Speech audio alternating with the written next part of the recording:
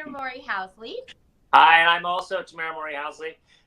I'm Paul Campbell, and we are so excited for you to watch our new holiday movie, The Santa Stakeout, on Countdown to Christmas. Yes, I'm so excited for you guys to see this movie. We have a couple of questions that Hallmark sent our way for us to answer. So let's get started. Are you ready, Paul? Nope, let's do this. Let's do this. Okay, first question. In The Santa Stakeout, Tanya is a rookie detective and Ryan is a Grinchy veteran paired up to investigate a series of mysterious burglaries. What was it like filming a Christmas caper movie? Caper? Thinking back. Oof, this is awkward. It was so much fun. You know, I'm sure you'll agree with me 100%, but the thing that was so enjoyable was that we got to do all the Christmassy things that you normally get to do, but we had a focus outside of sort of the traditional romantic development of the story that does play a part, but actually having a crime to solve and have like a really a fun story was so unique, and it also allowed us to do a lot of really silly, fun physical things. We got to be big dum-dums for a lot of the movie. Man, did they ever cast that one right? I wasn't, Paul. You were. You had your moments. You had your moments. Don't try to wiggle out of this.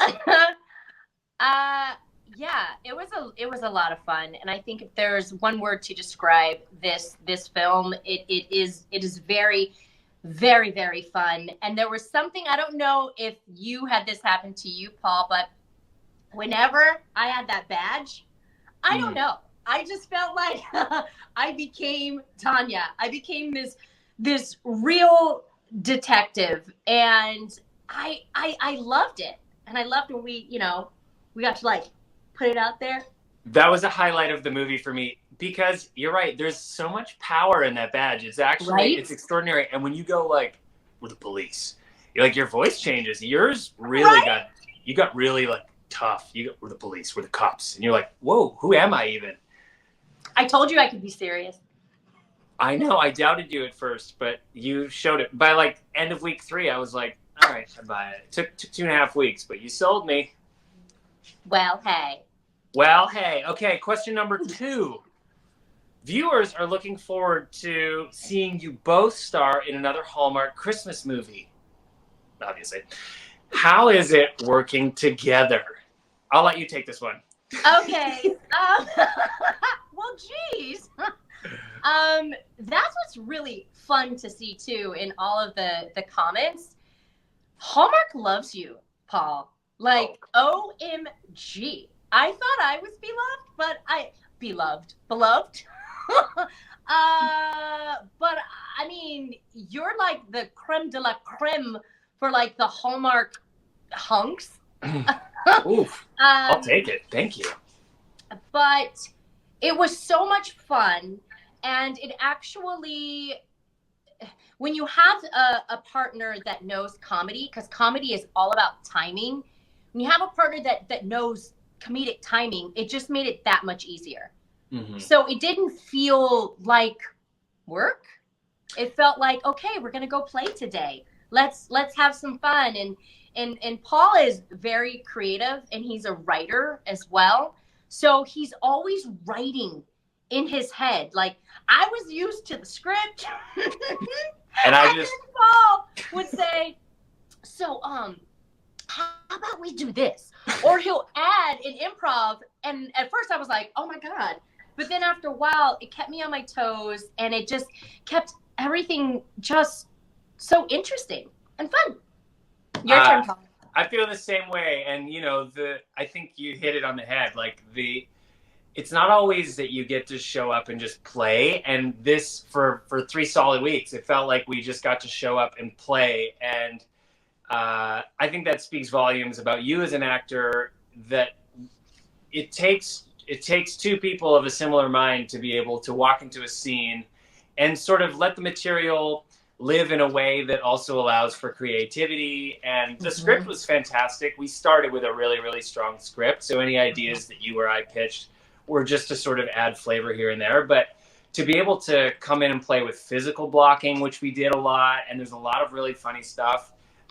It was such a joy. And obviously you come from a comedy background as well. And you're so comfortable in that arena. And through we earn those, we earn the really serious moments through the joy of the silliness. And we found such a nice balance. I loved working with you. If it's not clear, I loved it.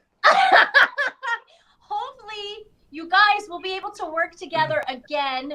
So you have to tune in, tell everyone you know, even your dog. Literally, just tell the dogs even. If you just tell your dogs, it still might work. They're very chatty. Yes. All right. Third question. In order to catch the thief red-handed, Tanya and Ryan go undercover as newlyweds. What makes your characters good partners? Nothing at all. I was about to say, because we didn't listen to each other. Yeah. We didn't like each other. You know, in the beginning, you know, usually when you have people that don't like each other, there's kind of some underlining, like, romantic kind of tension. You don't see that at all in the beginning. No. So there's this amazing arc that happens with our characters. But I think maybe the one thing that makes them great partners, seriously, you know, answering the question seriously now. Sure, we should try. Sure. I'll try. Is that they both love their job. They really do. And, you know, once they get into it, they're like, okay, we have now got to solve this case. So they both never want to give up. Your turn, Paul. I agree. I think it's the same thing. First and foremost, it's probably commitment to the case, commitment to the job. Both of them, each in their own right, even though they have vastly different approaches to detective work. They both are committed to solving the crime. And I guess in as much as they don't work similarly and they don't see eye to eye, they do have skill sets that complement one another, and where Tanya is fastidious and by the book, and my Green Shield character is willing to take some risks. You see where both of those skill sets are advantageous at certain points, and then ultimately they end up coming together at the end, and they sort of form like, you know, like when the Power Rangers would like form the one big thing. Well, we did that, but just with two of us. It was like one giant super detective.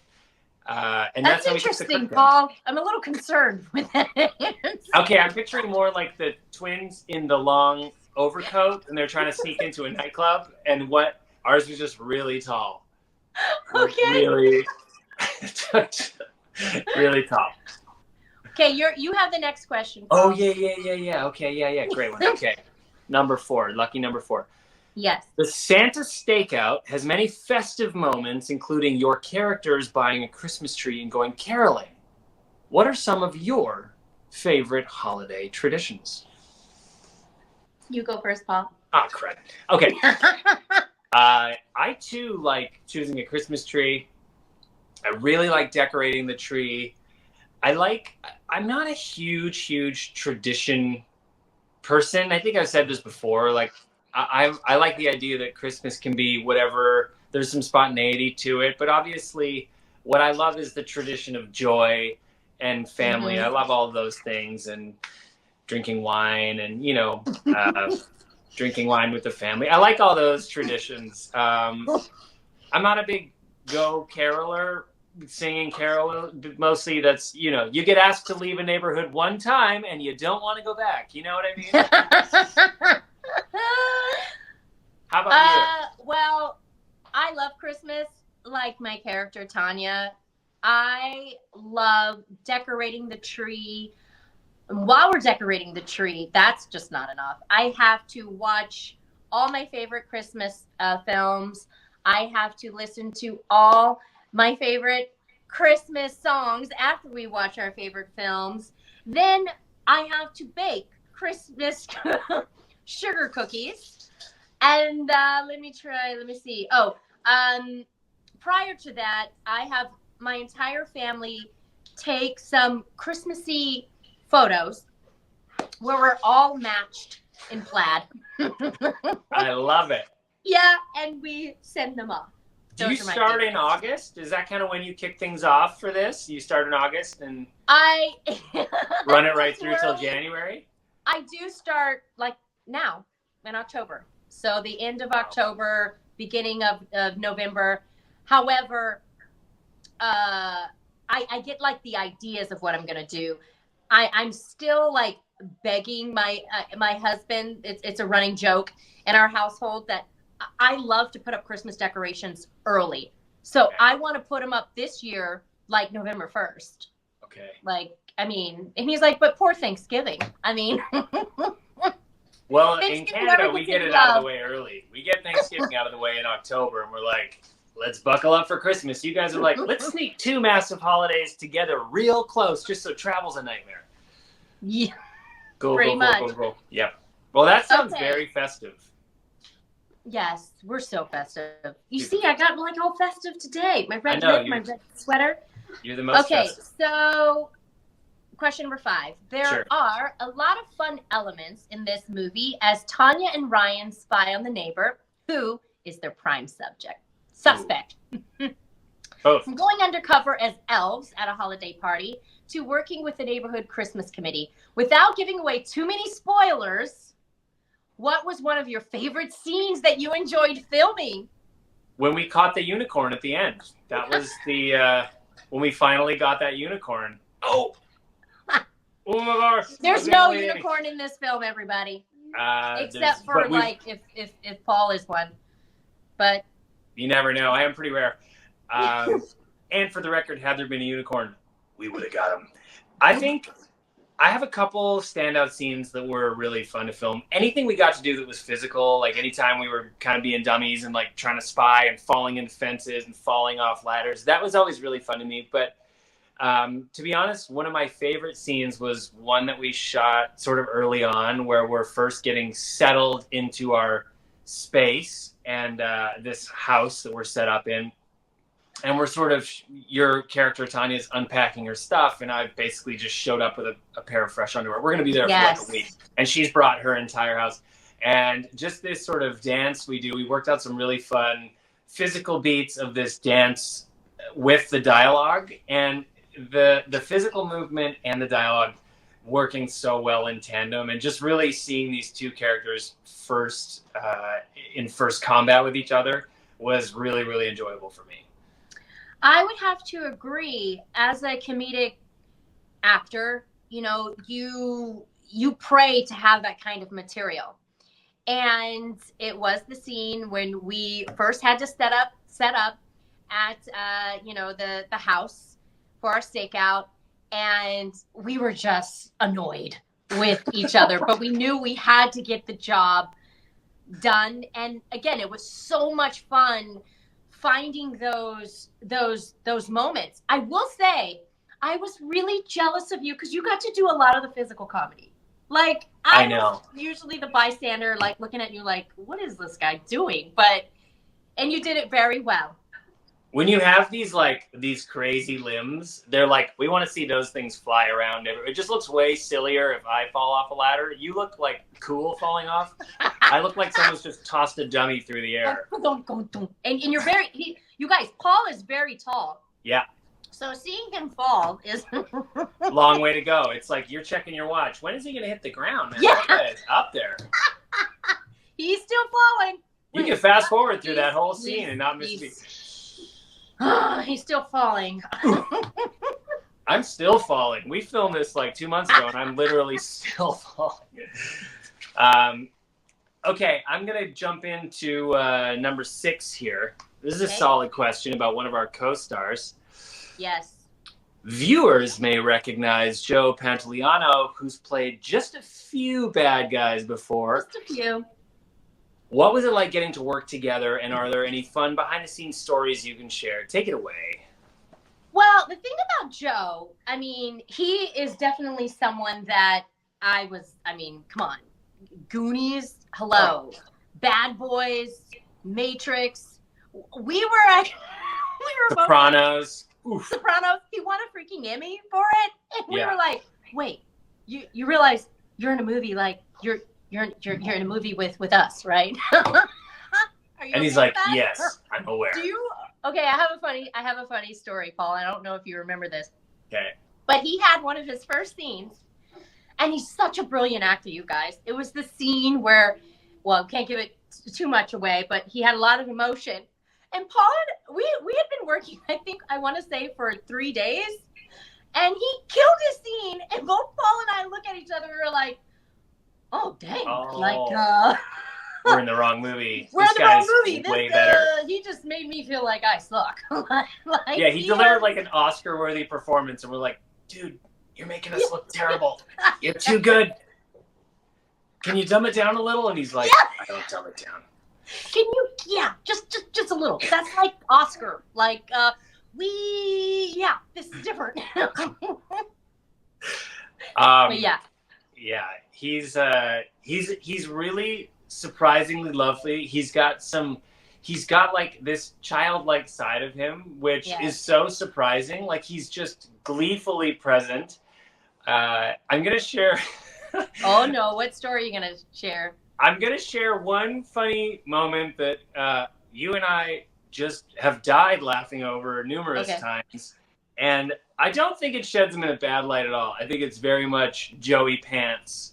Okay. On point Joey Pants. So we had taken over this cul-de-sac for probably a week, and it was all beautifully dressed out, and we were doing night shoots. So we'd start shooting at like 4 p.m. and shoot until 4 a.m, which it gets really intense. By a Friday night, it's like 4 a.m, and we had this. We were part of the Christmas committee, and there's like 6 or 8 other adults that are like all, we're all going door to door singing Christmas carols. And Joe's had a long day, and it's Friday, and he's tired, and he wants to get out of there, and he's been called to set. And it's like 3:30 in the morning, and we're just waiting to roll the camera. And the Christmas committee is doing their own like a cappella rendition of "Staying Alive." Yeah. And they're all harmony. Really sing, and they're like, "Stay alive, stay." And they're all chiming in, and Joey was getting more and more annoyed. And at one point, he just goes, without even looking, he just goes, "Shh." And they just stopped. They were like, just, and like 6 adults just went, "Stay alive." Yeah. It was, and Tamera and I watched it, and we just died. We're like, it was really funny. Powerful. Okay. Oh my gosh. Well, to wrap up our live chat, Paul. We're done? Yes, we're done. Right. All right. We are gonna, we're almost done. Okay. We're gonna have a rapid fire game of this or that, inspired by the Santa Stakeout and Countdown to Christmas. Ooh, so, all right. We have to pick an option that we like best. And I feel like we probably should state what it is and then maybe count 1, 2, 3 until, well, we'll count 1, 2, 3 and then give our answer. And say it at the same time? Yes. Okay. So do you want to read the things and then count down? Okay. Or do you want me, why don't you read it? You're very good. How about I'll count down. You read, I'll count down. Okay. Okay. Ready? Yeah. Santa Claus or Rudolph? Ooh, okay. 3, 2, 1. Santa Claus. Obviously, Rudolph never delivered me radio-controlled cars on Christmas morning. But he has a red nose, and that's so cute. Anyway, okay. Hang mistletoe or a holiday wreath? 3, 2, 1. Holiday mistletoe. Wreath. Of course, Paul. Not for me. Just to make it weird for other people. Why do you want to hang a wreath? Oh, geez. Because mistletoe is the weirdest thing. I don't need to get into it, but like, have a kiss under some branches? Get out of here. Yeah, I never listen to it. I've been to parties where I literally have been the chick going, "Is that a mistletoe? Is it? Yeah. Really? Oh, okay." And I just walk past. We do have a fun mistletoe scene in the movie. The viewers should know.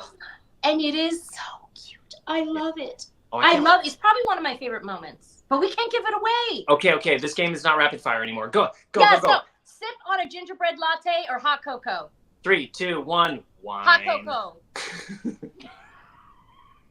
Wine wasn't a part of it. Hot wine. Attended an ugly Christmas sweater party or listen to Christmas music? 3, 2, 1. Sweater Listen party. to Christmas music. What? Yes. Oh, because you're too classy for a sweater party. Yeah. I get it. I've gone to one and I just did not feel right. Did they have wine? Of course they did. Well, okay. Okay. Donuts or fruitcake? 3, 2, 1.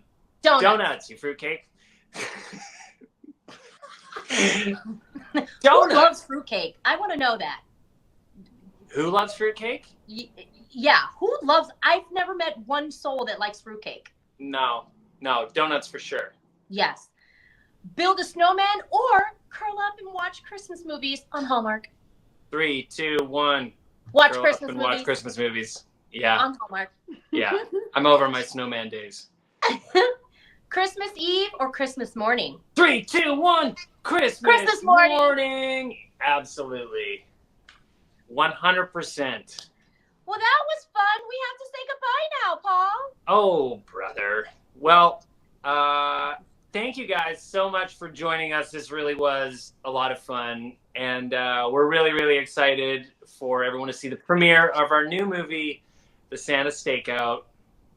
Yes, and it's premiering on October 24th, 8 p.m. 7 Central, only on the Hallmark Channel. Hallmark Channel. And tweet along with us as you watch. It's at hashtag The Santa Stakeout. That's stakeout, STAKEOUE, not like steak the food. The Santa Stakeout. You just made them more confused, Paul. They'll figure it out. It's a smart audience. Yes, indeed. Bye, guys. Oh, it says to wave. Bye. Bye.